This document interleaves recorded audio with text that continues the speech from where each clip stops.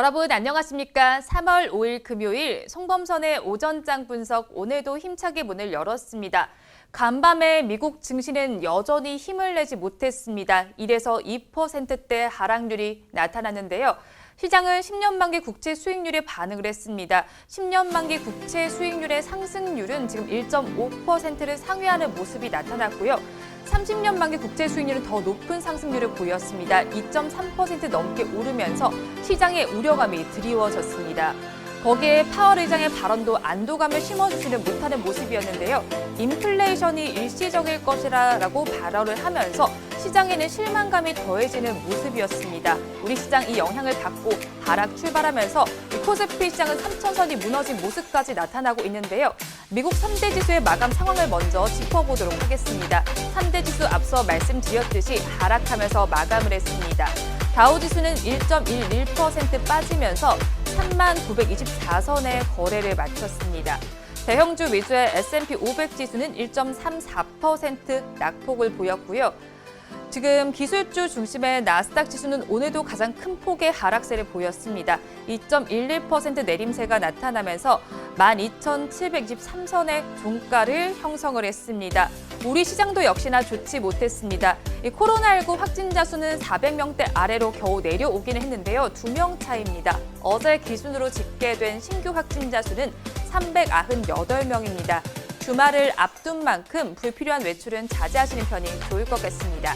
자세한 우리 지수의 상황 살펴보도록 하겠습니다. 양시장 여전히 1%대 하락률을 보여주고 있습니다. 코스피 시장은 1.69% 빠지면서 2,992선의 거래가 되고 있습니다. 지금 3,000선이 무너진 모습이 나타나고 있고요. 코스닥 시장은 1.74% 더 큰 폭으로 빠집니다. 910선에서 거래가 되고 있습니다. 선물 지수도 보시면요. 1.62% 낙폭을 보이고 있습니다. 406선을 지나고 있습니다. 양시장에서 등락하는 종목 수를 보시면요. 이 지수가 좋지 못한 만큼 아무래도 하락하는 종목이 더 많습니다. 거래소를 먼저 보겠습니다. 거래소에서는 137종목이 오르고 있고 732종목이 내리고 있습니다. 코스닥 시장에서는 183종목이 상승하고 있고 1,150종목이 하락하고 있습니다. 이어서 양시장의 수급 상황은 화면을 통해서 보도록 하겠습니다. 양시장에서 수급 주체들 어떤 양상을 보이고 있는지 보겠습니다. 코스피 시장을 먼저 보시면요. 외국인과 기관이 동반 매도에 나서고 있습니다. 외국인은 2,805억 원을 덜어내고 있고요. 기관은 4,235억 원 순매도에 나서고 있습니다. 물량은 개인만이 받아내고 있습니다. 7,130억 원 순매수를 하고 있습니다. 이어서 코스닥 시장도 보도록 하겠습니다. 코스닥 시장에서도 같은 양상이 펼쳐지고 있습니다. 외국인과 기관은 팔고 물량은 개인이 받아내고 있습니다. 외국인은 1,012억 원 순매도를 하고 있고요. 기관은 509억 원 매도 우위 보여주고 있습니다. 개인 투자자들이 그 물량을 받아내고 있습니다. 1,507억 원 순매수에 나서주고 있습니다. 이어서 시가총액 상위 종목들의 분위기도 보도록 하겠습니다. 코스피 시장을 먼저 보도록 하겠습니다. 이 코스피 시장에서는 LG화학만이 빨간불을 켜면서 시총 3위 자리에 올라선 모습입니다. 나머지 종목들은 모두 파란불을 켜내주고 있습니다. 지금 대장주인 삼성전자와 SK하이닉스는 반도체 소부장 협력사와 장기 공급 계약을 추진한다는 소식은 전해졌지만 지금 주가는 힘을 내지 못하고 있습니다. 대장주인 삼성전자는 1%대 하락률을 보여주고 있고요. SK하이닉스는 3%대 낙폭이 더 큰 모습이 나타나고 있습니다. 이어서 LG화학은 지금 소식이 나와 있습니다. LG화학의 자회사인 LG에너지솔루션과 GM이 함께 미국 테네시주에 배터리 공장을 설립한다는 소식이 전해져 왔습니다. 이 소식을 받고 주가는 오름세를 보여주고 있는데요. 주가는 0.58% 오르면서 87만 원에 지금 거래가 되고 있습니다. 네이버도 지금 업무 협약 소식들이 있습니다. 어제는 CJ와의 업무 협약 소식이 전해지면서 네이버 플러스 멤버십 회원 혜택에 티빙 방송 무제한 이용권이 반영된다는 소식이 전해져 왔습니다. 거기에 오늘은 플리토와의 업무 협약 소식도 있는데요. 하지만 주가는 힘을 내지 못하고 있습니다. 5% 가까이 빠지면서 주가는 37만 2천 원에 거래가 되고 있습니다. 플리토와의 업무 협약 소식은 코스닥 시장에서 이어서 전해드리도록 하겠습니다. 이어서 오늘은 정유주들이 잘 가고 있습니다. S오일을 코스피 시장에서 먼저 보도록 하겠습니다. 주가 흐름을 먼저 짚어보겠습니다. S오일은 장 초반보다는 지금 힘을 내지 못하는 상황인데요. 그래도 0.69% 상승률을 보여주고 있습니다. 지난밤 주요 산유국들의 산유량을 거의 동결하기로 합의했다라는 소식이 전해졌습니다. 그러면서 국제유가는 2019년 4월 이후로 최고치를 기록을 했는데요. 이렇게 국제유가가 4% 이상 급등하면서 석유 관련 업종이 오늘은 상승세를 보여주고 있습니다.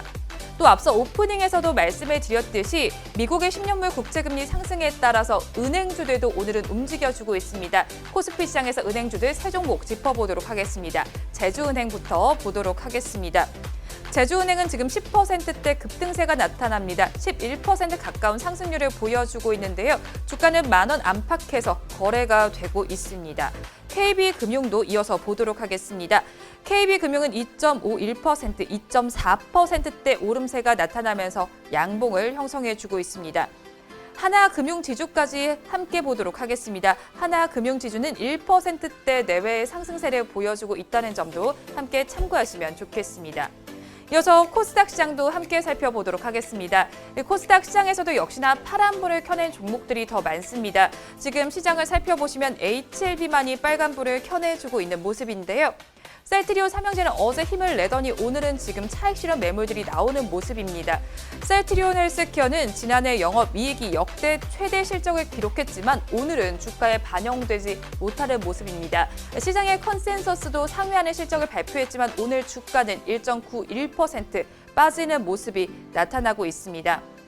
알테오젠 역시도 지금 아일리아 바이오시밀러가 임상 일상을 완료했다라는 소식이 전해졌지만 오늘 주가는 힘을 내지 못하는 모습입니다. 우리나라에서 처음으로 임상 일상을 완료를 했지만 주가는 1.62% 빠지면서 124,700원에 거래가 되고 있는 모습입니다.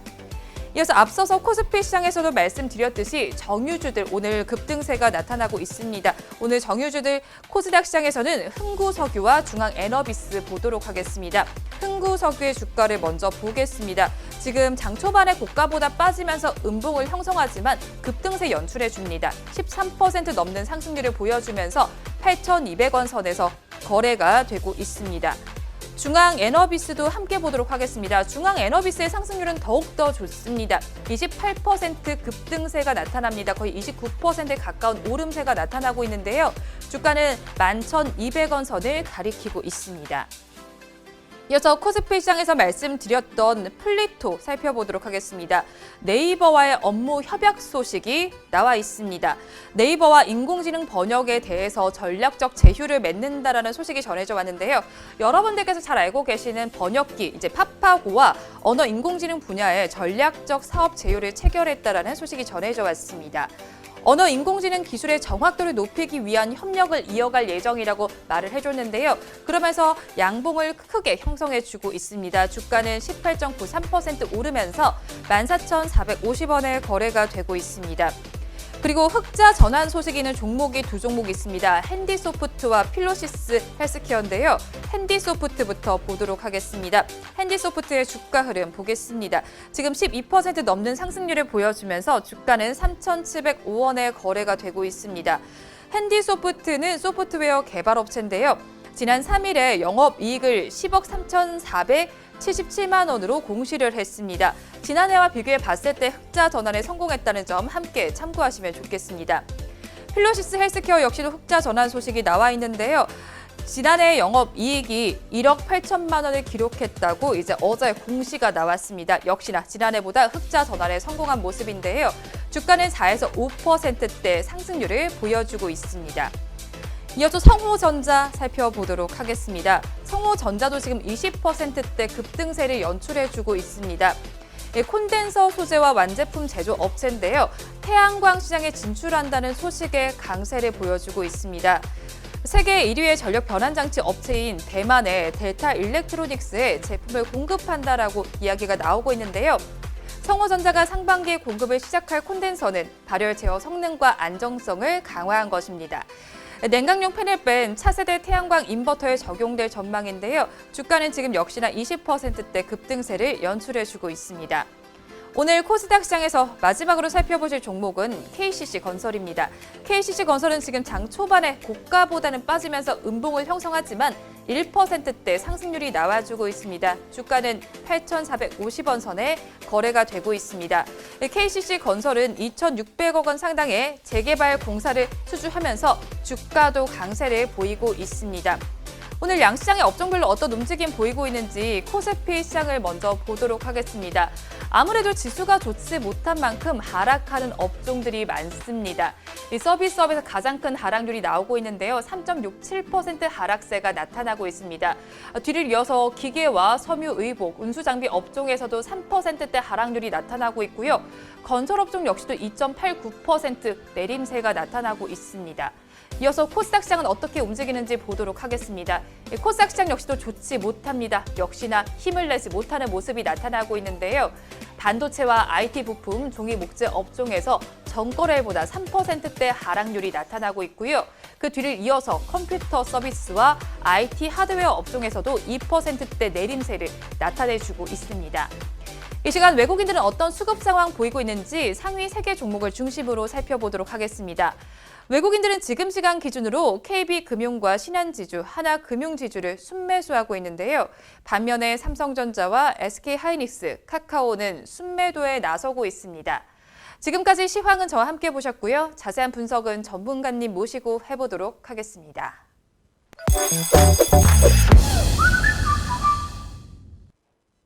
본 방송은 라이브 스트리밍을 통해서 진행되고 있습니다. 매주 월요일부터 금요일 오전 10시부터 함께 하실 수 있는데요. 유튜브에서 바른경제TV라고 검색하시면 시청하실 수 있습니다. 송범선의 오전장 분석 본격적으로 출발해 보도록 하겠습니다. 오늘도 저희 방송 보시면서 궁금하신 종목들은 댓글로 남겨주시고요. 댓글을 주실 때는 매수가와 비중까지 남겨주시면 저희가 조금 더 꼼꼼하게 분석해 드리도록 하겠습니다. 그리고 공개적으로 댓글 남기기 부담스러운 분들께서는 위에 나오는 번호로 성함만 보내주시면 좋겠습니다. 그러면 오늘도 오전장을 분석해 주실 송범선 수석 전문가님 모셔보도록 하겠습니다. 전문가님 안녕하세요. 안녕하세요. 네, 전문가님 오늘은 안보 인사를 저희 좀 짧게 하고 시장 이야기를 좀 해봐야 될 것 같아요. 오늘 시장이 너무너무 좋지 못합니다. 제가 3천선에 출발하는 건 봤는데 3천선도 금방 무너졌고요. 거기에 또 간밤 뉴욕 증시도 급락을 했잖아요. 이번엔 또 무슨 이유 때문인가요? 뭐 미국 영향이 가장 크죠. 네. 미국이 이제 그동안 뭐 많이 올랐는데 인플레이션 언급을 했습니다. 파월 의장이. 네. 그래가지고 국채금리가 급등했다. 요거 때문에 시장이 실망했다는 게 가장 큰 것 같고요. 네. 파월 의장의 말을 좀 다시 한번 곱씹어 보자면은 일단 예전에는 정책금리를 올리려면은 완전 고용과 2% 이상의 인플레이션을 달성해야 된다고 했거든요. 자, 그런데 지금 아직까지 인플레이션 2% 이상 달성은 안 됐는데 지금 뭐 고용 부분에서 약간 차질이 있죠. 그래서 어제도 우리 아침에 말했는데 고용에서 약간 지표가 안 좋게 나왔고요. 여기서 이제 뭐 파월 의장 같은 경우 인내는 한다 그랬어요. 아직은. 그래서 뭐 물가 상승이 일시적이니까 아직은 우리 버틸만 하다라고 했는데 근데 이제 시장은 항상 이제 뭔가 더 기대하는 게 많잖아요. 많이 기대하죠. 네, 뭔가 더 한마디라도 더 좋게 말해주길 바라는데 맞아요. 이 시장이 기대했던 거는 이제 뭐 채권 수익률 통제랑 이제 오퍼레이션 트위스트 이거를 도입하기를 파월 의장이 말해주길 기대를 했는데 파월 의장이 뭐 이런 얘기는 일체 안 했어요. 그러니까요. 야, 그동안 했던 말 그냥 그대로 반복한 겁니다. 별다른 얘기 안 했어요. 근데 사실 뭐 인플레이션 뭐 이런 것도 크게 뭐 문제되는 말을 안 했다고 저는 보거든요. 근데 이제 뭐 새로운 말들을 도입을 안 했다고 해가지고 도입을 안 했다고 해가지고 그것 때문에 실망해서 떨어진 것 같습니다. 맞아요. 이게 시장에 안도감을 줄 만한 발언은 없었는데 파월 의장의 인플레이션 발언에 좀 국채 금리가 급등했다고 봐야 되겠죠? 네, 금리가 뭐 1.54%까지 올랐는데 야, 이 뭐 다시 1.6%까지 올라갈 것 같습니다. 그래서 파월 의장이 그렇게까지 뭐 좋은 말을 안 했기 때문에 실망해가지고 좀 떨어진 것 같고 장기금리가 뛰니까 증시도 주저앉았고요. 변동성 지수가 커졌습니다. VIX 여기서 이제 굉장히 올라가지고 공포지수가 올라가지고 지금 29를 기록을 하고 있는 중입니다. 수치가 높을수록 더 불안하다고 봐야 되는 거죠? 네, 변동성이 위아래로 이제 커지는 거죠. 크게 커졌다 이렇게 보시면 되겠습니다. 그럼 이제 코로나19의 여파로 경제 지표도 많이 안 좋았다고 하잖아요. 그게 어느 정도 악화된 건지 저 궁금하거든요. 네, 우리나라 지표도 많이 안 좋았어요. 네. 그러니까 어제는 이제 미국의 고용 지표가 많이 안 다운돼가지고 실업률이 높아졌다 이런 말씀을 드렸는데 우리나라도 이번에 새로 발표했거든요. 어제 네. 이제 발표했는데 GDP랑 GNP 이런 거 하죠. 자, 근데 1인당 국민소득 GNI가 지금 외환위기 이후로 최저치를 기록을 했습니다. 그러니까 외환위기 때가 1998년이죠. 그 IMF 때. IMF 때 얼마였으면 국내 총생산이 전년 대비 마이너스 5%였거든요. 마이너스 5.1%였는데 이번에는 와 이거 그 정도는 아니지만 마이너스 1%를 기록을 했습니다. 그래가지고 전년 대비 별로 안 좋은 상황이고 뭐 4분기에도 그렇게 좋지는 않아요. 어쨌든 계속해서 연별로 봐도 그렇고 1998년 이후로 2020년, 2022년 만에 가장 좀 안 좋은 상황이 됐다. 이렇게 보시면 될 것 같고요. 민간 소비도 줄어들었습니다. 민간 소비 아무래도 코로나 때문에 그렇죠. 코로나 때문에 밖에서 소비를 잘 안 하다 보니까 4.9%가량 감소를 해가지고 이거 역시 IMF 때 11.9% 대비 가장 낮은 수준으로 감소했다. 뭐 이렇게 보실 수 있겠습니다. 네, 그렇다면 이 상황에서 올해 경제 성장률은 어떤 모습을 보일지도 궁금한데요. 전문가님 의견 궁금합니다. 그러니까 이제 한국은행에서 발표한 게 올해는 좀 좋을 것이다. 뭐 이런 말들을 해요. 그래서 코로나가 이제 어느 정도 백신도 도입되고 네. 치료제도 셀트리온에서 만들고 뭐 이런 거 하잖아요. 그래서 아스트라제네카의 뭐 확신성 이런 것들은 아직 부족한 게 어느 정도 있긴 한 것 같은데 네. 어쨌든 시간이 지나면은 또 뭐 화이자라든가 모더나 등등이 또 도입이 돼가지고 어느 정도 완화가 될 것 같고요.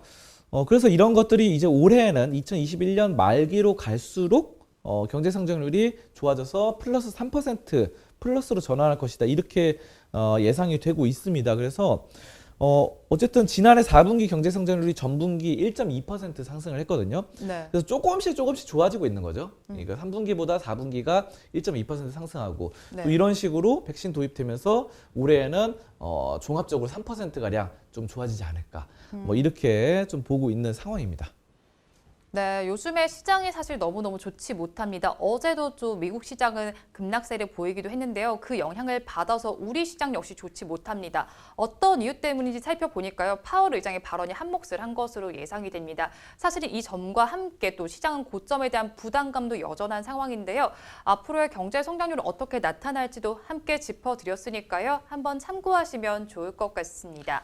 이어서 다음 주제는 화면으로 보겠습니다. 이번 주제 보도록 하겠습니다. 글로벌 전반적으로 차반도체는 문제입니다. 여전히 수급 상황이 좋지가 못한데요. 이에 우리 정부가 발을 벗고 나섰습니다. 어떤 소식이죠?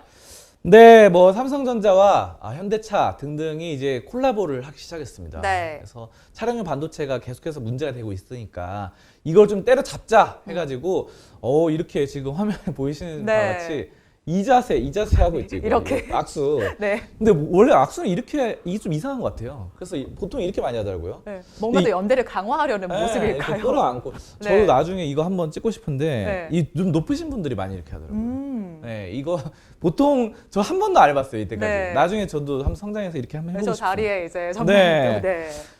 그래서 이제 이런 것들이 이제 뭐 삼성전자, 현대차, 또 현대모비스, DB하이텍, 텔레칩스, 네스트칩 등등이 굉장히 많은 자동차 협회 등등이 모여가지고 이거 뭐 대한상공회에서 같이 미래차 반도체 연대 협력 협의체 이거 발족식을 열었습니다.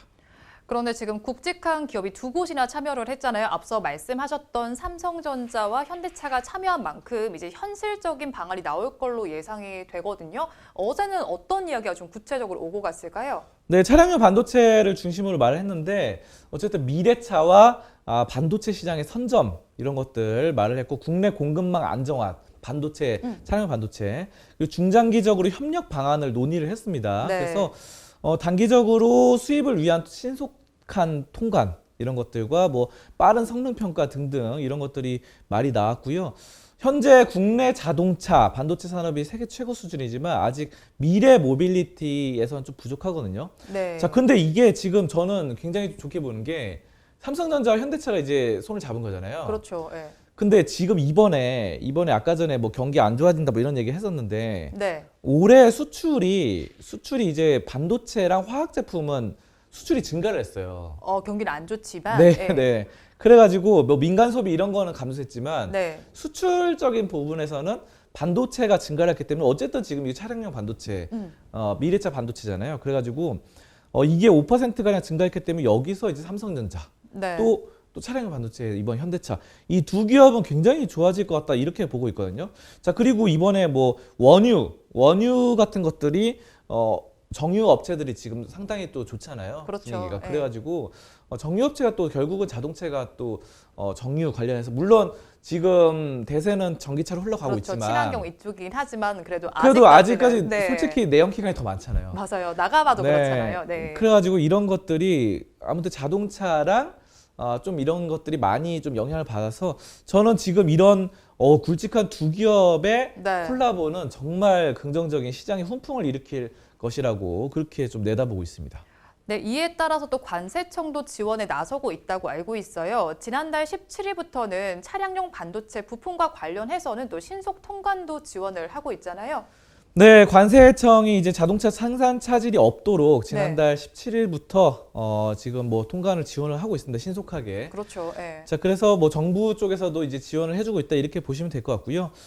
국내 팹리스나 모듈 부품사 뭐 이런 것들 상당히 긴급적으로 지원을 하기로 했습니다. 그래서 세계적으로 수급이 불확실성이 어느 정도 우리나라에서는 정부 정책상 좀 해결되지 않을까.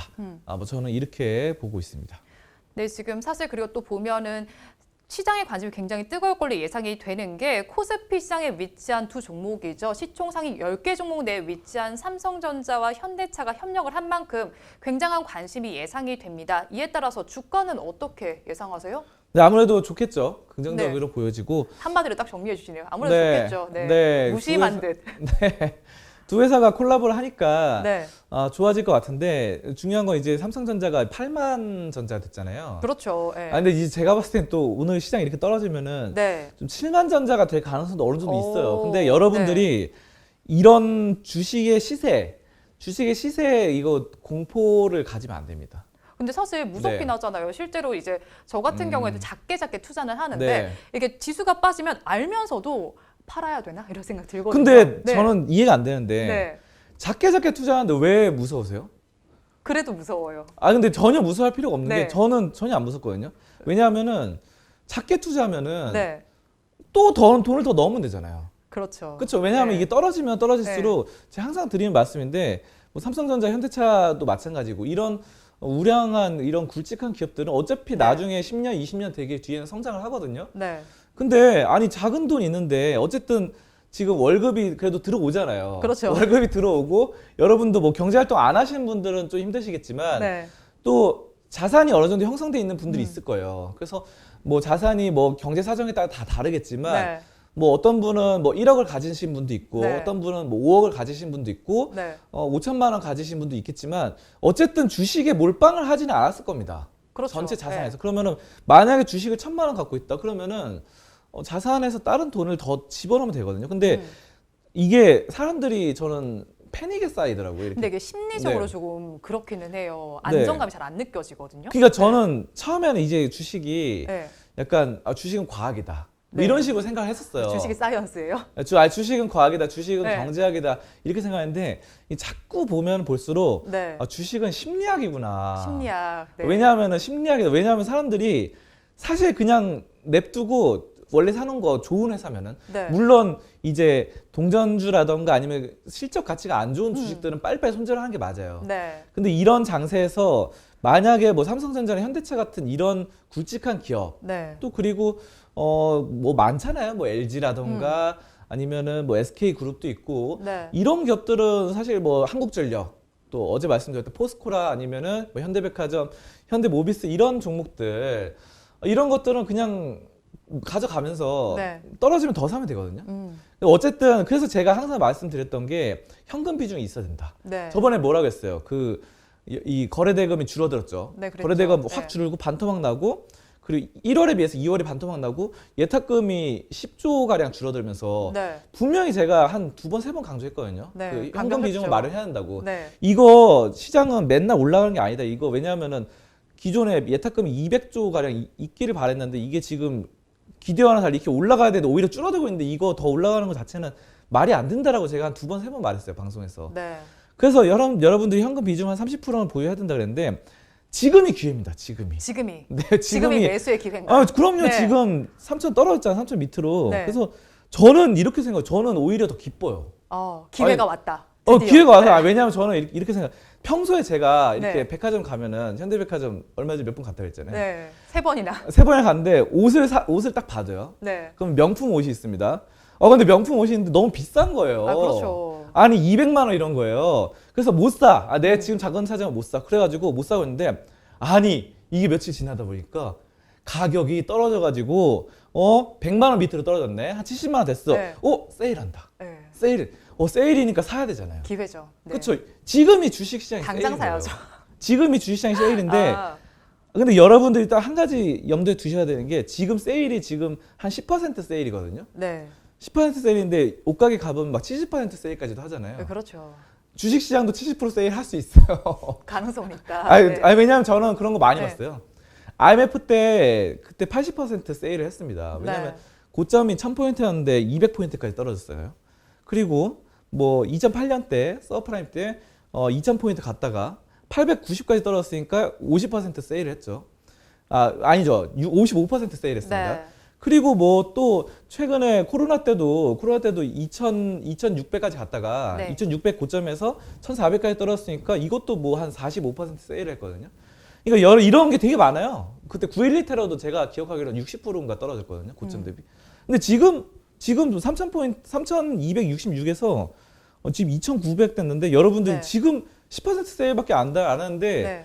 아주 별로 세일 안 하는 거거든요, 사실은. 그럼 이 시점에서 삼성전자와 현대차 담아야 될까요? 그러니까 이거를 네. 천천히 사모아야죠. 분할 매수. 분할 매수. 네. 그러니까 여러분들이 생각한 게 제가 아까 전에 말씀드렸다시피 현금 비중 있으면은 이거를 현금을 뭐 기회다 그러고 30% 몰빵하는 게 아니라 다 올인하는 게 아니라 10% 늘려가지고 현금 비중에서 10% 줄이고 주식 비중 80% 정도 맞춘다. 이런 식으로 계획적으로 이 포트폴리오 관리를 하셔야 되는데 네. 이게 안 되면은 사람이 패닉이 빠져서 지금 주변에 막 저한테 연락 오는데 네. 이거 다 팔까? 이러면서 손절하나 이런. 네. 근데 저는 그러니까 처음부터 그런 분들은 처음부터 이 심리가 흔들리잖아요. 네, 그렇죠. 그러니까 저는 이런 말씀 드리고 싶어요. 지금 이렇게 멘탈이 흔들리고 심리가 흔들린다는 분들은 주식을 파시는 게 좋습니다. 근데 왜냐하면 이거는 저는 하나도 더 기쁘거든요.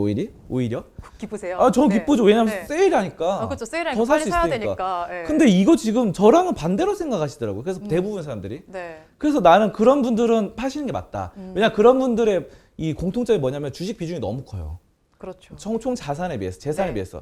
그러면은 내가 발 뻗고 못 자고 밤에 당연하죠. 네. 새벽까지 막 잠이 안 온다 이런 분들은 파는 게 맞고 저처럼 만약에 뭐 이렇게 더 살 수 있는 여력이 있다. 네. 뭐 매수할 수 있는 여력이 굉장히 많고 심지어 저기 주식 잘하시는 분들 어떻게 하시는지 아세요? 아니요. 저렇게 그 급락 오잖아요. IMF라던가 아니면 네네네. 서브프라임 이런 거 보면은 이제 자산이 어느 정도 형성되신 슈퍼개미 분들은 네. 부동산 이런 게 많잖아요. 그렇죠. 네. 부동산 건물 팔고 땅 팔고 해서 주식 사요. 오, 네. 그 정도로. 진짜 그렇게 네. 한다니까요. 네, 그렇게 해야 됩니다. 주식은. 그래서 이거 여러분들이 오늘 사실 앞에 제가 말씀드렸던 거는 뭐 사실 다 뉴스입니다. 뉴스. 그래서 이거는 사실 네. 뭐 솔직히 아까 아침에 네. 처음에 이제 앵커님이 많이 이렇게 쭉 파월 의장 얘기 네, 그래서 사실 드렸잖아요. 아까 전에 첫 번째 네. 주제 말할 때 전문가님 네. 너무 기운이 없어 보이셨거든요. 그래서 왜냐면 네. 제가 앵커님이 제가 어떤 생각이 들었으면 앵커님이 한 번 말했는데 네. 내가 한 번 더 말하는 이 생각이 잠깐 들어가지고 네. 근데 사실 그건 중요하지 않아요. 지금 여러분들 중요한 거는 현금 비중과 주식 비중을 맞추고 뭐냐면은 이 멘탈 내가 지금 버틸 수 있느냐 네. 이거 관리가 안 되면 주식 시장을 사실 솔직히 저는 냉정하게 말씀드리면 떠나는 게 맞다고 생각합니다. 그 멘탈 관리할 수 있게 한마디만 좀 해주세요. 그러니까 제 말대로 따라오세요. 따라오세요. 네. 근데 이게 맞아요, 진짜. 왜냐하면 저는 여러분들이 실질적으로 돈을 벌 수 있도록 당연하죠. 그게 제일 중요하잖아요. 그거를 말씀드렸는데 대부분 이렇게 못 하더라고요, 잘. 그래서 이거는 사실 제 생각에는 그 공부도 그렇잖아요. 그렇죠. 뭐 대학 가거나 어디 갈 때 시험 합격할 때 뭐 머리 싸움이 아니라 엉덩이 싸움이라 그러잖아요. 주식도 마찬가지. 여러분이 얼마나 인내하고 버틸 수 있느냐 아니면은 머리가 좋다고 IQ가 높다고 주식을 잘하는 게 아니거든요. 네. 그래서 저도 아는데 주변에 대학 교수님들이 주식을 잘 못하시는 분들이 많아요. 교수님들은 진짜 똑똑하신 분들이잖아요. 네. 근데 주식을 못해요. 아, 그 왜 그럴까? 그게 엉덩이 싸움하고 머리 싸움이 다릅니다. 이거를 항상 염두에 두면서 지금 삼성전자, 현대차 주가 말하다 이렇게 됐는데 네. 삼성전자, 현대차 두 종목은 아까 비중 늘리라고 했잖아요. 네. 조금씩 늘려 나가면 되는 겁니다. 결과적으로 그게 정답이라고 최종적으로 말씀드리겠습니다. 네, 이 차반도체 공급 부족 사태 계속 글로벌 전반적인 문제입니다. 수급이 계속 불안정한 상황인데요. 그러면서 정부에서 발을 받고 나섰습니다. 삼성전자와 현대차까지 가세해서 협력이 될 전망인데요. 그런 만큼 주가도 긍정적으로 예상이 됩니다. 지금 사실 지수가 빠져서 굉장히 걱정하시는 분들이 많으신 걸로 압니다. 그래서 이걸 주식을 다 팔아야 되나 이런 생각하시는 분들 많으실 것 같아서 전문가님과 조금 더 조언을 구해봤는데요. 말씀하셨듯이 지금을 오히려 저가 매수의 기회로 생각을 하시면서 분할 매수의 관점으로 취해보시면 더 좋을 것 같습니다. 오늘 저희가 준비한 주제는 여기까지 알아보도록 하고요. 이어서 여러분들께서 기다리고 계시는 송범선의 종목 분석 시간입니다.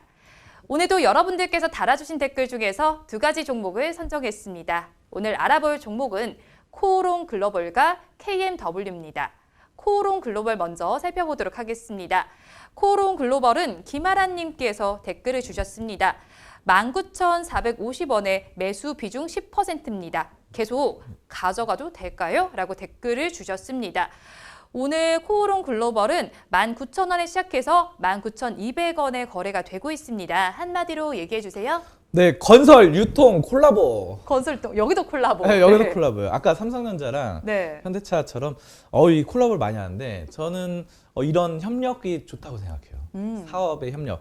코오롱 글로벌은 코오롱 티슈진 때문에 사실 좀 이미지가 코오롱 그룹 전체가 좀 안 좋아진 거 있었는데 네. 이거는 괜찮습니다. 코오롱 글로벌 자체가 굉장히 저평가 가치주예요. 네. 매출도 해마다 꾸준히 상승하고 있고요.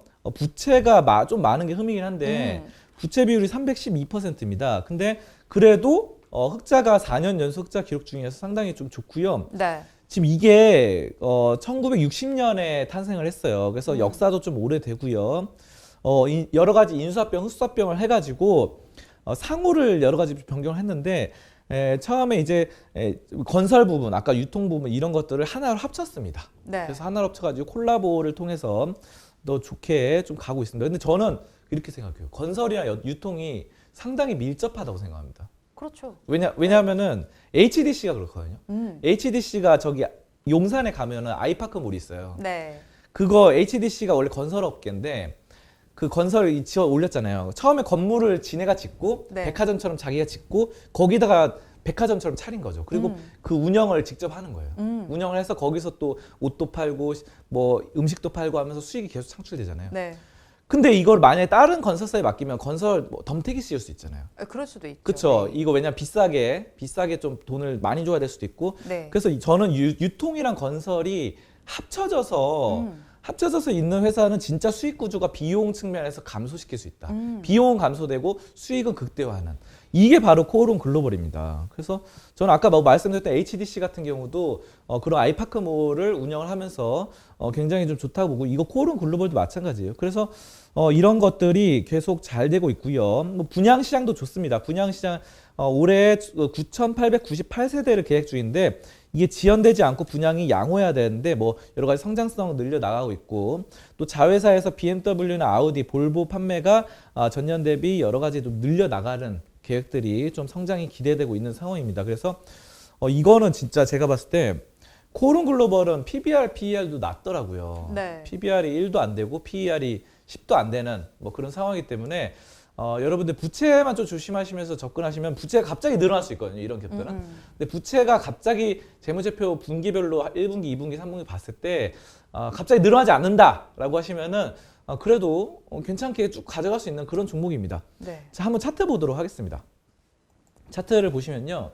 이거는 이제 9월까지 쭉 올랐어요. 9월까지 오르다가 사실 시장에서도 10월까지 좀 약간 조정이 나왔는데 그 뒤로 시장은 엄청나게 올랐습니다. 그 뒤로 시장은 코스피는 엄청 올랐는데 요거는 사실 잘 못 올랐죠. 네. 전 9월부터 거의 뭐 보합 수준으로 옆으로 박스권을 이루고 있는데 저는 그래서 이거는 오히려 낫다고 생각하는 게 지금 시장이 급락을 해도 오늘은 또 올라가고 있는데요. 이거 시장의 여파를 별로 크게 안 받는 종목이에요. 그러니까 지금 시장의 여파를 받는 종목은 또 많이 떨어지는데 그렇죠. 이거는 시장이 급등할 때도 그렇게까지 여기서 9월 이후로 뭐 고정돼 있었는데 시장은 뭐 3,000 넘었으니까 그때 네. 2,400에서 그런 것들이 여파 안 받기 때문에 오히려 빠질 때도 시장의 여파를 안 받겠다. 이런 것들이 상당히 좀 긍정적으로 보면서 코오롱 글로벌 좀 접근하시면 좋겠기 때문에 이거는 너무 걱정하지 마시고 네. 그냥 쭉 가져가시면서 나중에 실적 가치도 부채만 좀 많이 안 늘어나면은 지속적으로 뭐 가져갈 수 있는 1년이든 2년이든 가져갈 수 있는 이런 종목으로 말씀을 드리겠습니다. 네, 코오롱 글로벌은 건설과 유통이 콜라보가 되는 기업입니다. 부채만 조금 조심하면서 접근을 하시면 좋을 것 같은데요. 시장의 영향도 많이 받지 않는 기업인 만큼 조금 장기적인 관점으로 보시면 좋을 것 같습니다. 이어서 살펴볼 종목은 KMW입니다. KMW는 제이린님께서 댓글을 주셨습니다. 전문가님, KMW 진단 부탁드립니다. 75,000원에 비중 15%입니다. 85,000원대까지 올라가더니 그 뒤로 계속 내려서 지금은 5만 원대네요. 손절해야 하나요? 라고 댓글을 주셨습니다. KMW는 오늘 57,300원에 시작해서 지금은 58,300원에 거래가 되고 있어요. 한마디로 얘기해 주세요. 5G 실적 반전에 힘써라. 5G를 봐야 되네요. 네, 이거 5G 대장주였어요. 옛날부터 테마주, 5G 네. 테마주 하면 항상 거론되던 그런 종목입니다. 자, 그런 만큼 5G 테마가 한번 불어야 되는데 사실 지금은 5G가 유행하진 않아요. 그래가지고 근데 또 5G는 제가 봤을 때는 언젠간 또 다시 돌아옵니다. 네. 이 실적이나 테마가 유행이 자꾸 돌아오잖아요. 그래가지고 이거는 5G 투자가 지금으로 봤을 때는 국내 통신사의 5G 투자가 예상보다 지연되고 있어가지고 삼성전자 매출이 좀 감소했어요. 그래서 실적을 보시면요, 올해 지난해 4분기가 약간 줄어들었습니다. 약간 감소되면서 영업이익이나 순이익 등등이 좀 떨어졌는데 매출은 50% 감소했고 영업이익은 75%나 감소했어요. 그래서 상당히 심각한 거 아니냐, 뭐 반토막 이상 난 거 아니냐 이렇게 보실 수 있는데 그래도 저는 이 종목은 괜찮다고 보는 게 원래 이게 2년 전에는 네. 2년 전에 적자였어요. 그리고 3년 전에도 적자였어. 완전 적자 기업이었거든요. 음. 그럴 때는 완전히 이게 좀 위험하죠. 그쵸. 위험한데 이게 작년부터 흑자로 전환을 했습니다. 지난해부터요? 네, 그러면서 이게 턴어라운드 기업이라고 볼 수 있거든요. 큰 추세로 보면은. 그렇기 때문에 실적이 흑자로 전환됐던 턴어라운드 기업으로 보신다고 한다면은 나쁘지 않겠다. 지금 단기적으로 4분기 지난해보다는 좀 떨어졌지만 반토막 네. 났지만 어쨌든 반토막 나와도 플러스는 플러스잖아요. 그렇죠. 그렇죠. 그렇기 때문에 적자보다는 여기 적자였는데 흑자 났다가 약간 이렇게 떨어진 거. 2년 전보다는 괜찮다. 장기적인 추세의 실적 흐름으로 봤을 때는 적자만 나지 않으면은 5G가 또 이제 유행이 또 돌아올 거고 네. 또 5G 정부 지원, 5G로 정부 지원 정책이나 또 나중에 가면 또 6G, 7G 나오지 않겠습니까? 네. 이런데 또 이 KMW는 또 탁월한 기술력이 있기 때문에 네. 이런 점에 대해서는 좀 긍정적으로 보실 수가 있겠습니다.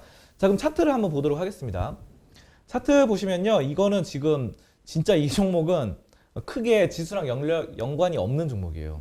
이건 역시도 네, 왜냐면 이게 이제 2019년에 최고점 찍었거든요. 네. 이때 엄청 5G가 유행했어요. 2019년. 근데 그 뒤로 떨어졌다가 물론 코로나 때 떨어졌지만 그 뒤로 다시 한번 올랐지만 뭐 크게 변동이 없어요. 지수는 이때 거의 한 2배가 올랐거든요.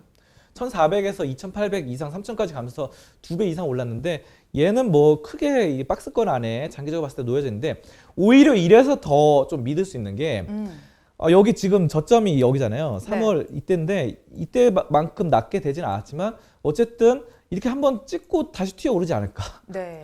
왜냐하면 어쨌든 박스권에 지금 2년간 놓여져 있기 때문에 그래서 그런 면에서 봤을 때 5G의 정부 정책 지원 가능성과 또 탁월한 기술력 갖고 있고 테마로서 5G 테마로서 얘가 자리매김을 했기 때문에 이런 면에 대해서 여러분이 좀 보시면서 접근을 하시면 좋겠다 이렇게 종합적으로 말씀을 드리도록 하겠습니다. 네, KMW는 5G 대장주입니다. 하지만 지금 시장에서는 5G 관심이 조금 벗어나 있는 상황인데요. 그래도 다시 불어올 테마로 예상이 됩니다. 그리고 지금 시장의 영향도 크게 받지 않는 기업이고 실적 턴어라운드도 기록을 했으니까요. 한번 참고하셔서 투자 전략 세워보시면 좋을 것 같습니다. 오늘 말씀은 여기까지 듣도록 하겠습니다. 고맙습니다. 감사합니다. 오늘도 저희 방송 보시면서 궁금하신 종목들은 댓글로 남겨주시고요. 댓글을 주실 때는 매수가와 비중까지 남겨주시면 저희가 조금 더 꼼꼼하게 분석해 드리도록 하겠습니다.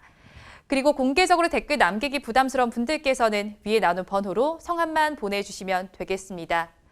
주말도 즐겁게 보내시기 바랍니다. 함께해 주신 여러분 고맙습니다.